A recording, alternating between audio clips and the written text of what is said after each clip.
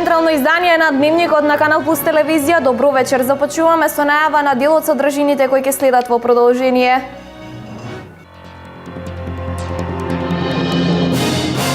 Работна сила, механизација, хуманитарна помош за настраданите во поплавите во Скопско. Истокот целосно вклучен во санирање на штетите и помош на настраданите.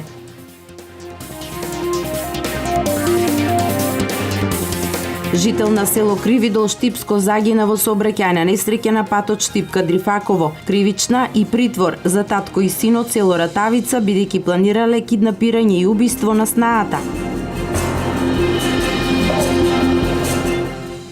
Традиционална иселеничка средба во село Цера, општина Македонска Каменица. Освен забава и дружење, на иселениците им се презентираат и можностите за инвестирање во овој крај.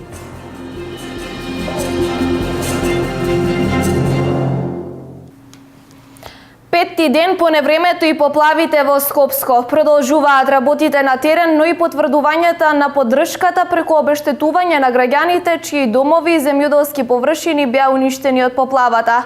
Председателот на Собранието на Република Македонија Трајко Велјановски во договор со координаторите на пратеничките групи одлучи да закаже посебна седница на Собранието посветена на состојбата во поплавените подрачја за 14 август 2016 година. Аванс на обештетување на граѓаните погодени од поплавите во Скопско. Ова е одлуката на владата на вчерашната седница, за што денес информираше премиерот Емил Димитриев при посетата на поплавените куќи во општина Илинден. За таа цел ќе бидат издвоени 1,5 милиони евра. Тимовите за проценка се на терен и работат на утврдување на настанатата штета. На вчерашната седница на влада донесовме одлука да интервенираме авансно со 1,5 милиони евра средства. Тие средства после ќе бидат калкулирани во средствата кои што ќе бидат како оштета, ама сметаме дека е добро авансно да се реагира, бидејќи некои луѓе им требаат и сега. Не. Јас се служуваме со тоа, него ние живееме тука, нема кај да одиме, али услови за живот знаеме колку има. Само мирисмата што не се поднесува. И чистиме тука, мора да чистиме. Пред куќите ќе си ги чистиме сами, не може да чекаме ние се на терен на општината. Предходно денес министерот за земјоделство, шумарство и водостопанство Михаил Цветков информираше дека сите земјоделски површини без разлика дали се евидентирани во регистарот или не, ќе бидат обештетени. Имајќи го искуството со поплавите кои беа во 2015 година, ние направивме измени на законот со кои се овозможува да бидат обештетени сите земјоделски површини. Комисиите за проценка се на терен и работат со полн капацитет. Некаде за 20 дена оваа работа треба да биде завршена, изјави Цветков. Потсети дека како комисиите ќе ги обработуваат податоците, тие ќе бидат дадени на влада и истите ќе бидат исплатени од платежна агенција. Имено председателот на Собранието на Република Македонија Трајко Велјановски во договор со координаторите на пратеничките групи одлучи да закаже посебна седница на Собранието посветена на состојбата во поплавените подрачја за 14 август 2016 година. Соопшти кабинетот на председателот на парламентот. До тогаш се очекува владата на Република Македонија да изготви информација со која ќе го извести Собранието за состојбата и за преземените мерки во насока на санирање на последиците, се наведува во соопштението. Штипската локална администрација заедно со вработените од јавните предпријатија ИСАР и Стипион се вклучи во санирањето на штетите во поплавените подрачја. Заедно со вработените замина и граѓани кои само иницијативно се приклучија во оваа хуманитарна акција. Од утре Штипскиот Црвен крст отвора собирен пункт во маркетот Туш кој ќе работи попладне. Рано утринава два автобуси со вработени од Штипската локална администрација и од јавното предпријатие ИСАР заминаа во Скопје за да помогнат на загрозените од поплавените подрачја. Свести сме колку да речеме маки имаат луѓето во Скопскиот регион и затоа наша обврска е да максимално излеземе во пресрет, да им помогнеме на овој луѓе кога сега им е најтешко. Лично мислам дека тоа е најмалку што можеме ние да го направиме како општина. Ќе помагаме се дури има потреба.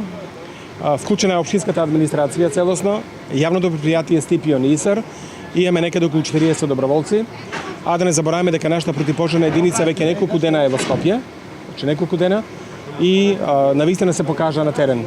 Ние од општината денес се организиравме да отидеме во Скопје и да им помогнеме на луѓето, на настраданите од несреќата, да даеме наш допринос колку можеме толку.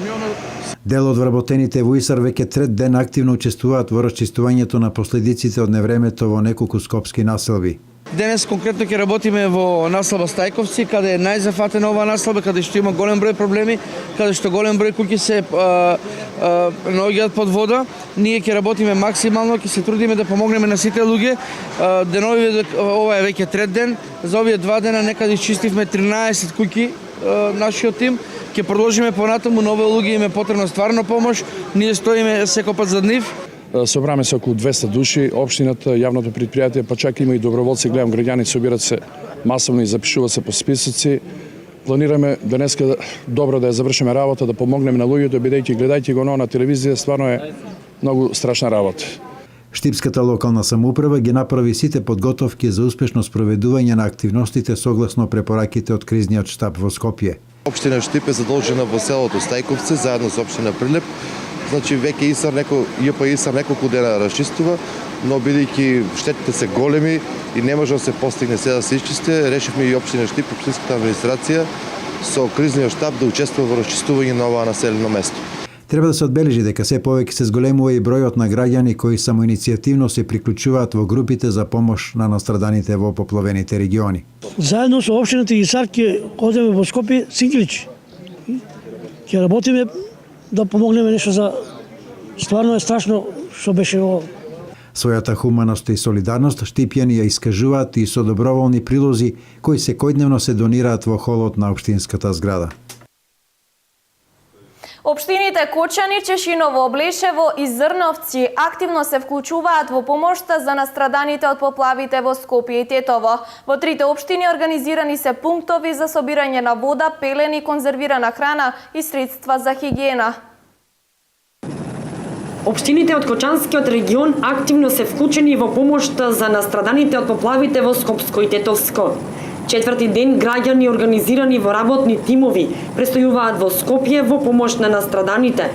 Општина Кочани уште од првиот ден активно се вклучи во помош на настраданите. Професионална екипа од Водовод составена од 8 луѓе е веќе четврти ден во Скопје. Доброволците околу 35 секојдневно заедно со водостопанското предпријатие Брегалница се на терен. Од денеска испративме и проценители кои што ќе помагаат на бирото за судски вештачења во процените на штетите кои што се настанати на теренот, така да општина Кочани се целосно вклучува. И општина Чешиново Облешево учествува во санирањето на последиците од невремето во Скопско. Градоначалникот Константин Личков и самиот ја предводеше екипата од општината која учествуваше во санација на поплавите во Сингелик. Денес имаме екипа тамука, значи во текот на дедам дес пак ќе отидам во Скопје, па ќе излеземе во пресрет на народот. Значи страшна е сликава за гледање, не препорачувам на никој да се случи ова, барем ние самата општина Чешиново Облешево од претходните 2 години знаеме што е поплава и знаеме на некој начин и да помогнеме со тоа, како што излегови они во пресрет на нас. И во двете општини се организирани пунктови за собирање на вода, пелени, конзервирана храна и средства за хигиена. Првиот ден испративме 3 камиони, 3 шлепери, 60 на тони вода, која што беше распоредена во сите делови од градот Скопје. Пред општината Кочани заедно со Црвениот крст имаме еден пункт каде што се собира храна, вода, парични средства и така натаму, и таа акција ќе трае се до моментот до последното расчистување кое што ќе го имаме во градот Скопје. Отворено е, секој може да донира, кој во могуćност што може да се даде вода, хигиенски материјали, храна, стварно народот му треба помош. Собирна акција во изминативе дена се организира и во општина Зрновци, а градоначалникот Блаже Станков со група со граѓани од изутринава е на терен во Скопско Сингелик и учествува во санирањето на последиците од поплавата. Вчера вечер во сообраќајна несреќа на патот Штип-Кадрифаково загина 82 годишен жител на село Кривидол кој управувал со запрежно возило. Двајца пробиштипјани, татко и син, се во притвор и со кривична пријава заради поттикнување убиство на снаата, односно сопругата. Следи крими билтенот на СВР Штип. Тешка сообраќајна незгода се случила вчера вечер на регионалниот пат Штип-Кадрифаково кај крстосницата за село Кривидол, во која животот го загуби 82 годишен жител на штипското село Кривидол. До несреќата дошло кога патничко моторно возило Fiat Multipla со бугарски регистерски таблици управувано од СД 29 години од Штип удрило во запрежно возило влечено од магаре, управувано од ВН 82 години од штипското село Кривидол. Лицето ВН од здобените повреди починал на местото на настанот. Во незгодата животот го загубил управувачот на запрежното возило, 82 годишниот жител од селото Кривидол. Увид на местото на настанот е извршен од страна на јавен обвинител и увидна екипа од секторот за внатрешни работи Штип. Телото на починатиот е предадено за обдукција. Се преземаат мерки за расчистување на причините за настанување на незгодата. Поттикнување на убиство е причината за поднесена кривична пријава на секторот за внатрешни работи против татко и син од пробиштипското село Ратавица, имено со намера да ја лишат од живот снаата и сопруга, која поради нарушени брачни односи го напуштила домот, го ангажирали лицето МЦ 37 години од Штип за 10.000 евра да изврши грабнување на ДМ 35 години.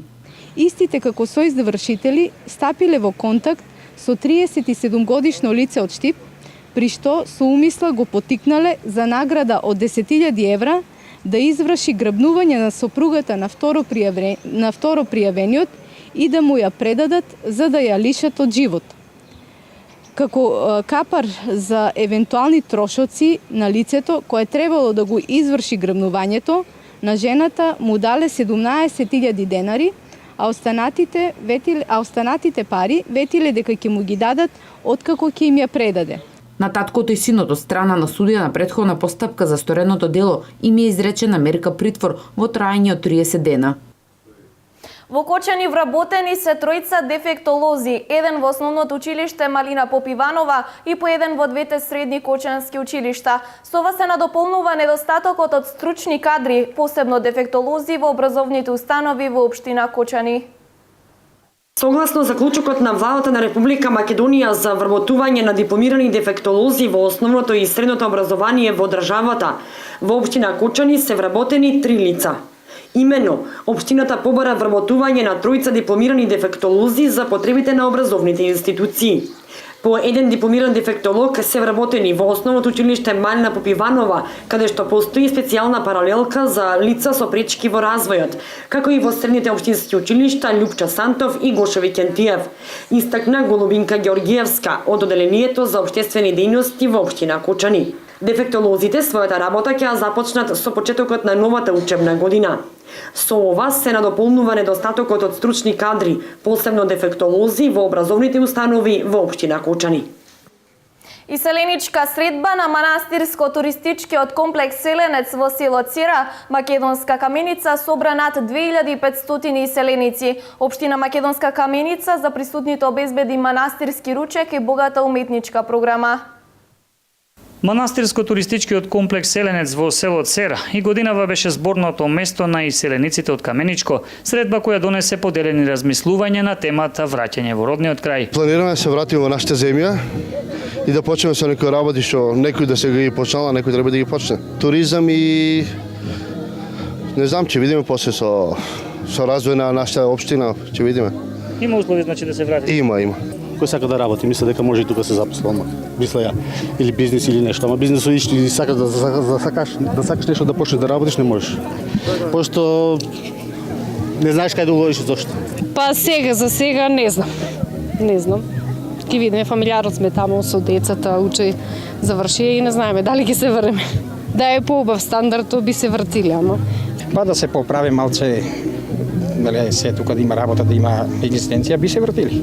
Посебен белег на настанот годинава му даде присуството на европскиот митрополит Пимен, како и митрополитот Брегалнички Иларион, кои служејќи славски колач во манастирот, се помолија и за настраданите во неодамнешните поплави во Скопско. Европската епархија некако е сериозно поврзана со овој дел на Македонија, поради тоа што последната емиграција која што се уште за жал доаѓа за Европа, доаѓа токму од овие краишта, Македонска Каменица е поширок регион, па затоа не е ни случајно моето доаѓање тука, за да се видам со сите оние луѓе кои се цркуваат низ Европа во нашите цркви на Македонската православна црква. Да помогнат на нашите луѓе кои што пострадаа во поплавите, сепак и тие се дел од нас и во овој момент сите треба да бидеме солидарни и да им помогнеме на нашите луѓе кои што пострадаа. За општината Македонска Каменица ова е период кога со поголем дел од иселениците заеднички може да се разговара околу идните планови за доуредување на манастирско-туристичкиот комплекс Еленец. Веќе имаме планови за реконструкција на кујната, од друга страна обезбедивме финансиски средства и од Швајцарската агенција за развој, така да македонската диаспора, особено од Македонска Каменица, активно учествува и во она што може да допринесе за градење на општина Македонска Каменица, така да се надевам дека овој тренд ќе продолжи во иднина. За останатите пак денешниот настан беше убав ден за заедничка дружба. Еленец е добро, мисля најубава природа и затоа сакаме да дојдеме.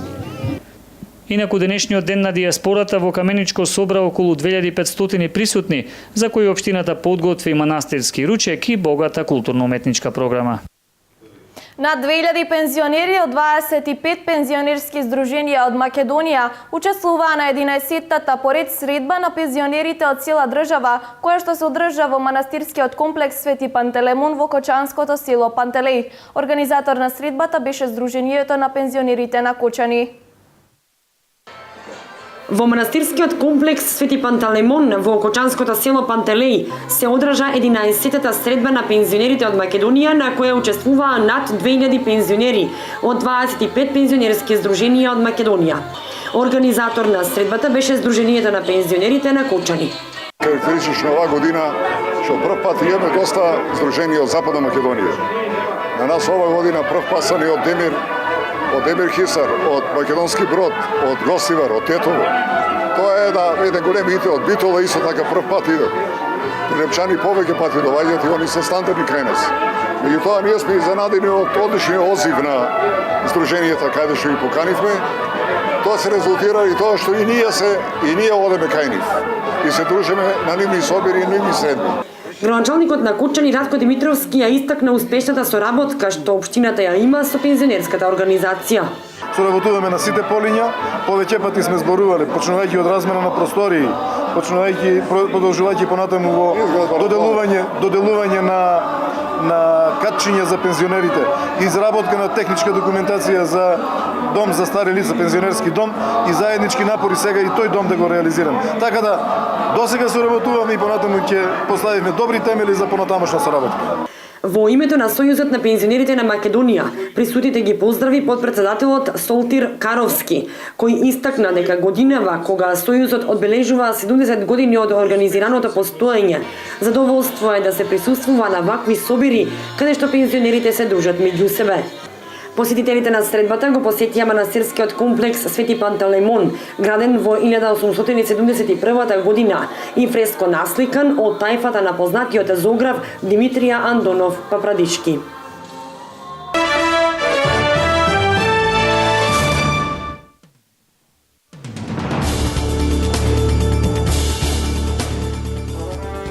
Најмалку 30 лица загина, околу 70 се ранети денеска при руски воздушни напади врз главното упориште на джихадистичката група Исламска држава во Сирија, градот Рака, јави ДПА, повикувајќи се на Сирискиот центар за мониторинг на човековите права. Според центарот, руските авиони извршиле на 10 напади во Рака и неговата околина. Руското министерство за одбрана од своја страна соопшти дека авиони на военото воздухопловство на Русија денеска уништиле повеќе цели на Исламска држава во Рака.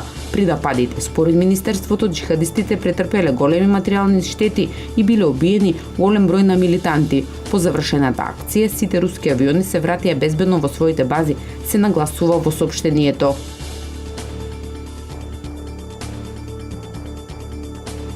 Најмалку 4 лица загинаа во шумските пожари што веќе 2 недели беснеат во Португалија, јави телевизискиот канал 24 часа. Еден од најголемите пожари се случил во градот Фуншал на островот Медеира, при што загинале 3 лица, а приближно 300 се повредени. Илјадници луѓе се евакуирани. Порталот World Now пак пренесува дека четвртата жртва е шумар, кога го зафатиле пожарите лоцирани 150 км северно од Лисабон. Над 4500 пожарникари учествуваат во гаснењето на пожарите на разни места во Португалија. Властите побараа помош и од Европската унија.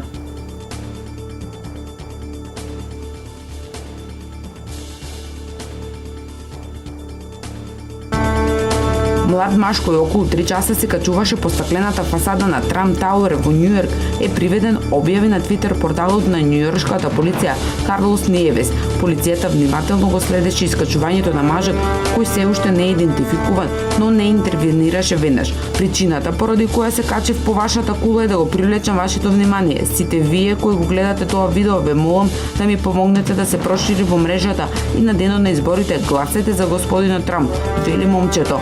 Властите се уште не ја потврдиле автентичноста на видеото.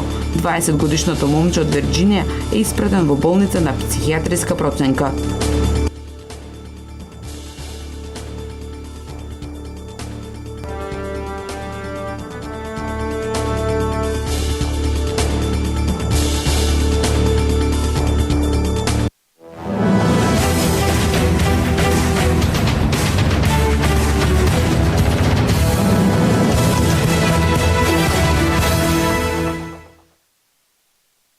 Македонскиот пливач Марко Блажевски постави нов македонски рекорд во дисциплината 200 метри мешано. Тој во квалификациите на Олимписките игри во Рио исплива со време 2 минути 2 секунди и 54 стотинки, што е за 44 секунди подобро време од неговиот рекорд, поставен пред помалку од 1 месец во Гронсборо, но сепак недоволно за влез во полуфинале на Олимпијадата.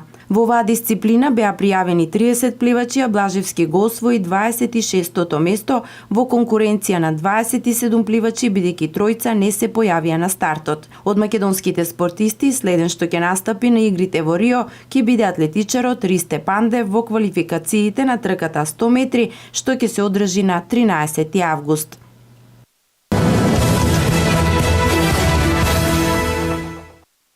Со 243 поени, Македонија на најновата ранг листа на ФИФА се најде на 138-та позиција заедно со Доминиканската република и Виетнам. Ова е напредок од една позиција во споредба со претходниот месец. На врвот нема никакви промени. Аргентина е прва пред Белгија, Колумбија, Германија, Чиле, Португалија, Франција, Шпанија, Бразил и Италија. Инаку првиот наш противник во квалификациите за светското првенство во Русија во 2018 година, репрезентацијата на Албанија, со која ќе играме на 5 септември во Скадар, остана на 37-то место со 739 поени. Во нашата квалификацијска група се наоѓаат уште и селекциите на Шпанија, Италија, Израел и Лихтенштајн.